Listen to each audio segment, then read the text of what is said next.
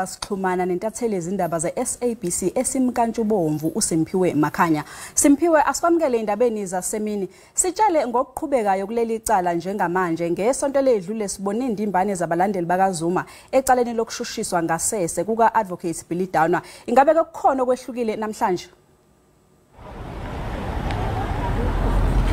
Silindo kuhle ngibingelele kuwena kanjalo nakumbukelo wezindaba ngalesi sikhathi. Ngisho ukuthi impela namhlanje kuseni besilindele ukuthi umbuso noma ke abameli baloyo owayengumengameli umnumzana uJacob Zuma betsheleke kabanzi inkantolo ukuthi isicelo sabo lapha enkantolo ke yomthetho sisekelo sesihambe sahamba safikelela kuliphi ke ibanga. Isiphi isicelo esikhuluma ngaso Silindo kuhle ile sicelo phela sokuthi kuhoxiswe ke umshushisi kuleli cala uAdvocate Billy Downer. Kepha ke kwenzekile ukuthi ke yena uAdvocate Billy Downer uke wenza ke izethulo phambi kwenkantolo echazela ke inkantolo edweba isithombe ngokuthi ke ubona ke ukuthi ke umnumzana uZuma ke wenza wonke ke amaqhinga angawenza ukuqinisekisa ukuthi ke uyakubambezela ukuthi ke kuqala ukuqulwe leli cala. Uyibalulile ke izibonelo anakutheke ucabanga ukuthi ke inkantolo kufanele ke isebenzise uma ngabe ke isikhipha isinqumo ngalolu daba. Waseyangena ke ummeli wakhe umnumzana uJacob Zuma